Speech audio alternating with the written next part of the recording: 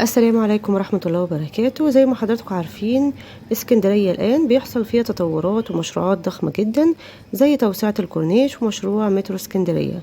كمان تم حاليا الانتهاء من رصف شوارع عديدة في حي منتزه أول وحي منتزه تاني. كانت طبعا الشوارع دي سيئة جدا وتم تطويرها طبعا بعد شكاوي عديدة من المواطنين.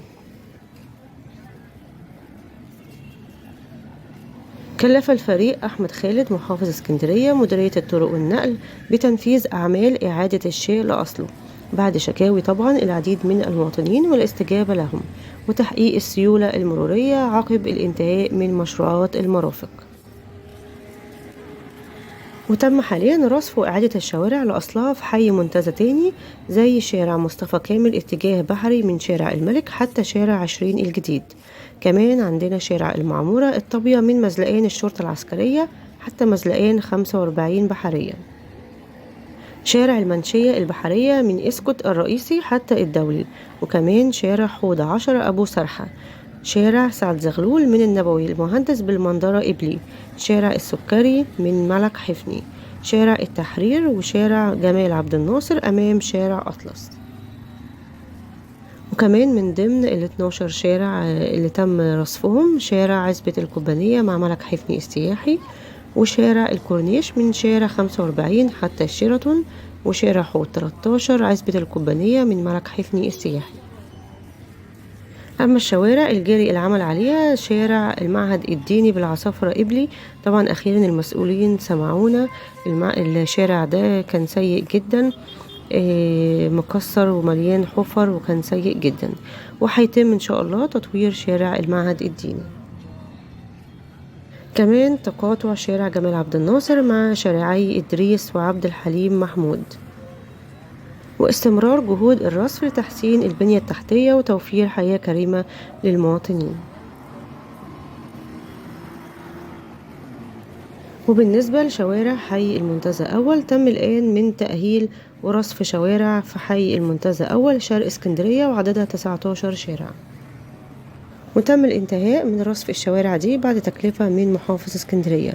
الشوارع دي أول حاجة شارع فاروق عبد الوهاب، وشارع أمين خيرت الغندور، شارع سامي رؤوف، شارع مسجد الإيمان من اسكندر إبراهيم، شارع أحمد عبد اللطيف متفرع من اسكندر إبراهيم خلف كنتاكي متفرع من اسكندر إبراهيم، وشارع اليزيدي متفرع من اسكندر إبراهيم، وشارع الفرنسيسكان متفرع من شارع اسكندر إبراهيم.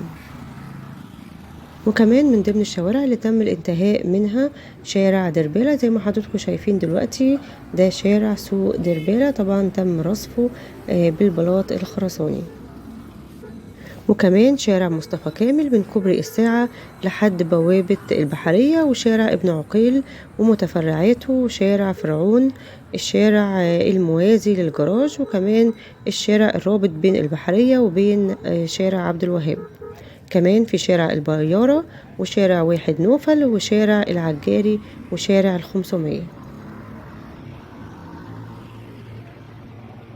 وبكده بنشوف طبعا شوارع اسكندرية في تطور كبير كمان في مجال النقل والطرق، مشيدا بتوجيه المحافظ لرؤساء الأحياء بسرعة إدراج مئات الشوارع والطرق والمحاور.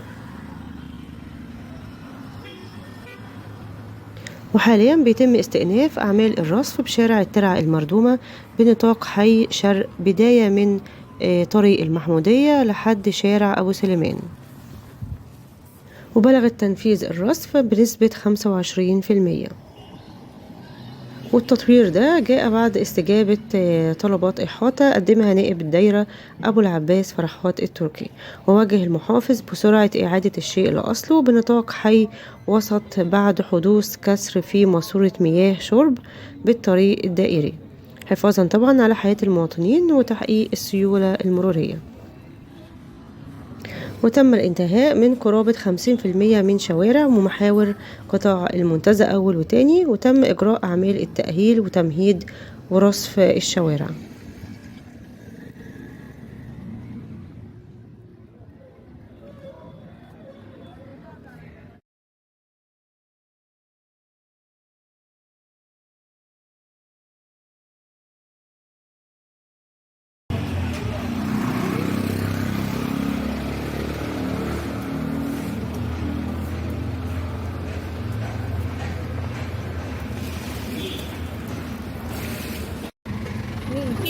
وده كان فيديو النهاردة عن تطوير ورصف الشوارع اللي تم الانتهاء منها واللي لسه هيتم تطويرها ورصفها في شوارع طبعا اسكندرية، بالأخص في حي المنتزه أول وتاني.